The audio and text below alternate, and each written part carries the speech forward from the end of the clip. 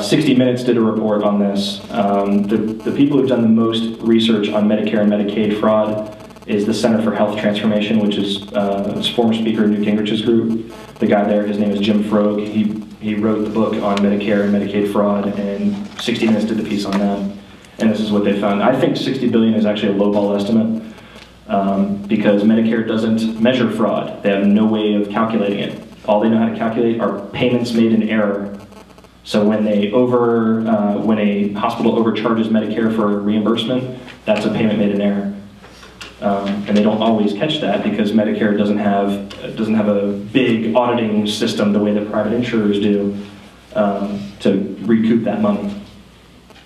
The GAO which is the Government Accountability Office, they're a nonpartisan. They've got nothing to do really with. They're a federal agency, but they have nothing to do with the federal government other than to just study things on how programs work and if they're working and why they're not working and issue recommendations if they think something needs to be fixed.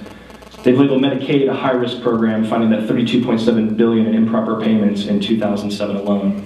So right there, you've got almost $100 billion in waste, fraud, and abuse in 2 programs in 1 year. And yet we want to, Democrats want to blame insurance companies for their profits. Well, we wouldn't have that problem if we just fixed these 2 programs. So Medicare and Medicaid lose more than $90 billion per year, 10 times the amount of profits of the major insurance companies. Like I said, major insurers are not to blame. But we need to put it in context first before we just start throwing bombs at them. So here's some free market reforms in addition to that are all related to consumer-driven healthcare. We do have ideas. We need to tell our members of Congress, we need to tell our folks in the State House that there are other ideas out there. There are alternatives. They exist. Everyone agrees that there's inequities in the healthcare system. Most of it's done by the tax code, but we need to fix it together. That summit on February 25th was nothing but a dog and pony show. It was nothing. It meant nothing.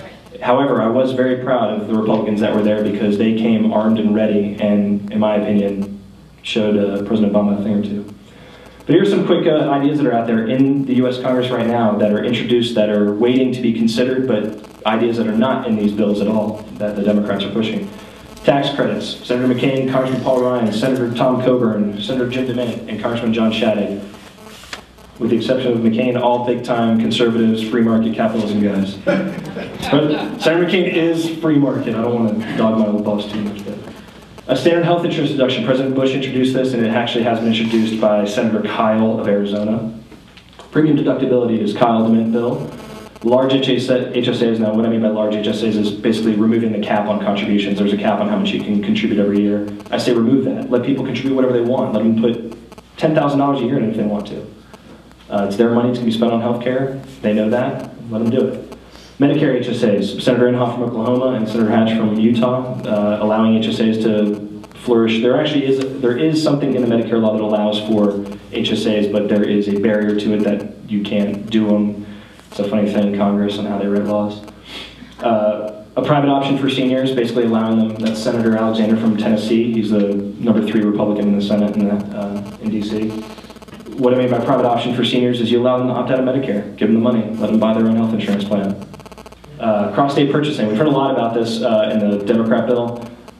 The cross-state purchasing that we're talking about and what President Obama is talking about are 2 very different things.